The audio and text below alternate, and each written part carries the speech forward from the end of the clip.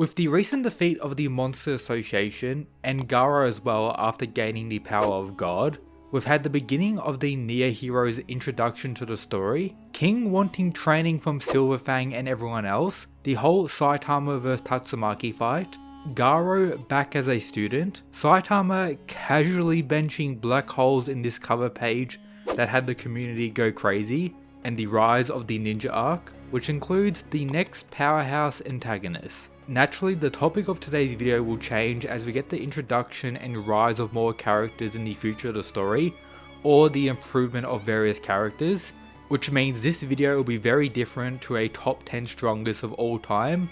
If that's something you want to see, get this video to 5k likes. Take note, we cannot include characters like the Friends of Blast as they don't have names, we don't have enough information for them, and the chapter regarding their reveals, some aspects of it were removed for the official releases. Thus today I have the top 10 strongest in the One Punch Man manga, as the webcomic is very different regarding this top 10, something I may also make in the future. If you want to vote or suggest various video topics, become a member, which includes various other benefits. So right away, for rank 9 and 10 we have something very controversial, that being Speedo Sound Sonic and Flashy Flash. Now before you begin your rage down in the comments, hear me out. Quite a few characters around the rank 9 to 17 range can be regarded as being in the same tier of power, more so depending on perspective, meaning they can be arranged in various ways. For example, when it comes to destructor capabilities, characters like Genos and Drive Knight are superior in that regard. Durability wise, Super Alloy Darkshine gets the advantage over some, and skill we have Bang and Bomb. Then on top of that, we have various characters whose true power is unknown to a degree. For example, Watchdog Man, which personally I think will be breaking his top 10 in the future of the story once we finally get that revealed. Definitely invest in his stocks. But the reasoning for these two in rank 9 and 10 is Flashy Flash's showings during the Monster Association arc, namely the ability to fight Platinum S and this monsterized form of Garo, their pretty much freeway battle. Of course he was taken out early, but he was shown to be relative to a degree to both of them, mainly when it comes to speed, with this being something most of the S-Class heroes wouldn't be able to do. Furthermore, apart from his insane speed, he has the skill and power to do the damage to really defeat a lot of characters in more so one-on-one battles. It's also important to consider that currently in the story, we are pretty much in the ninja arc. As such, these two are getting a lot of focus and will continue to receive such. I also find his mini fight with Saitama insanely impressive.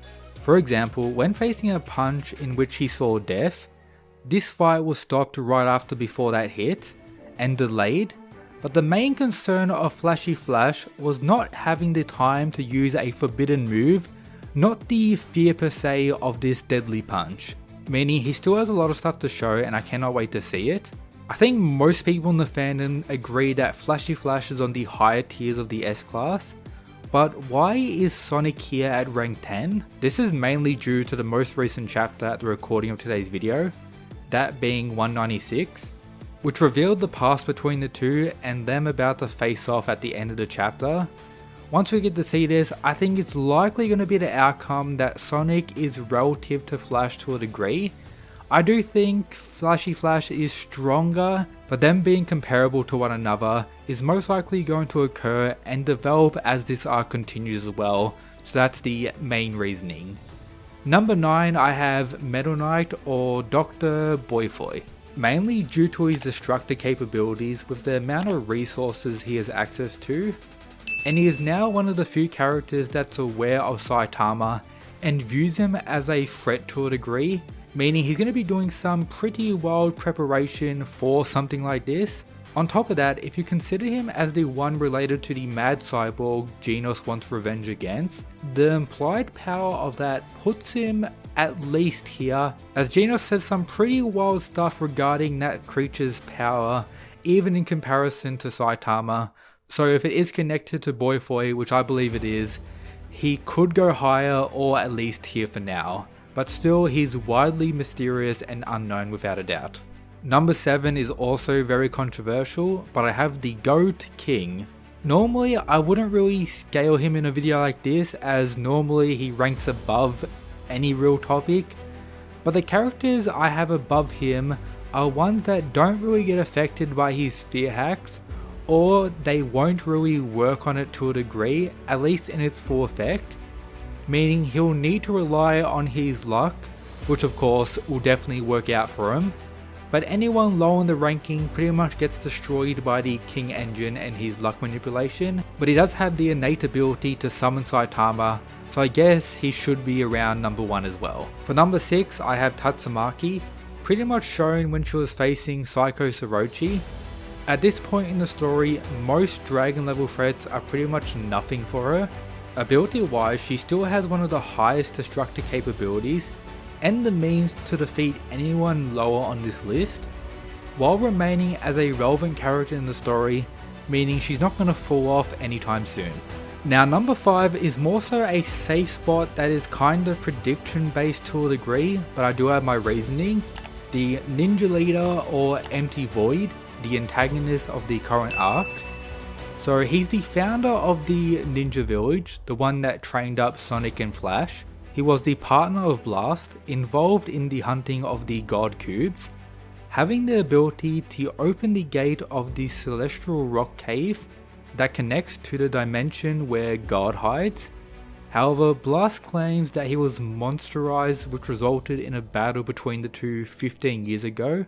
In the panel revealing this, we saw that the Ninja Master was greatly injured by Blast, who was more so fine damage wise in this panel, with it being implied and mentioned by Flashy Flash that he gained the power of God, and now in the story he has once again awoken with the goal of taking out Blast and Flashy Flash. With all this being revealed, we see Saitama and Blast teleport most likely to his location to begin the fight shortly, and Sonic and Flash are also involved. So if he is another character who got a power amp from God, he's definitely going to be overpowered. We saw what the power of God did to someone like Garo, Psychos, and even a homeless man creating Homeless Emperor. Considering his position prior to this amp as the ninja leader and partner of Blast before all of that, the amp for him is probably going to be insane.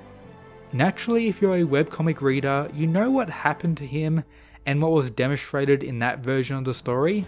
However, like the Monster Association arc, I think the manga will greatly expand on it and take more so a different path, very different to the webcomic. Meaning they're going to build out Empty Void as a worthy antagonist currently in the story. So for now, rank 5 is a safe bet. He could go higher or lower, we'll have to see what happens.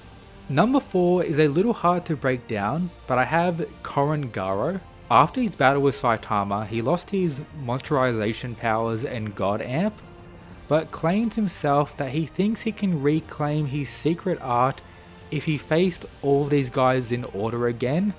So if you consider this as possible, that would bring Garo up here if he's pushed in a fight, I would imagine. I don't think we're going to see him do anything major for a while in the story, since he's pretty much gone back to being a student of Bang. But it is a possibility, and since it is, you definitely still need to give the props to Garo, especially after everything he went through. Man is definitely still a powerhouse. For number 3, I have Blast. Bro has been fighting God for like 20 years. He defeated Empty Void in the past, threw hands with a God amped Garo and did very well, has overpowered teleportation abilities, and is literally the number 1 hero in the story. We're about to see him fight alongside Saitama, which is going to be pretty cool, but in his original introduction to us the viewers in the story, he was shown to easily blitz the likes of Flashy Flash, so with that alone he's worthy of the top 10. I think at number 3 is fair. He probably takes out anyone lower than him, as even the Cosmic Fear version of Garo wasn't enough to take out Blast, and Garo is nowhere near that level of power now, and since he defeated the ninja leader in the past, I have to rank Blast higher for now. For number 1 and 2, I guess they can be argued as interchangeable, that being God and Saitama, as the topic of today's video is top 10 strongest currently in the story, meaning we don't really know which one of the two is stronger. Of course, most of the fandom agrees that God is the final or real antagonist of the story, which Saitama will naturally defeat. However, is Saitama stronger currently if they were to fight? It may not be the case considering Saitama needed to get stronger when facing God and Garo, but our boy has broken his limiter, so who knows honestly. My personal theory is that Saitama will lose his powers after defeating God at the end of the series, and will be the only time in which he's losing the fight for the majority. So with my theory in mind, I guess currently God should be number 1 and Saitama number 2. But honestly, who really knows? Let me know what you think down below. And that's everything for today's video. Subscribe for more, shout out to the member Mad Lads, join the Discord, and that's it guys. Peace.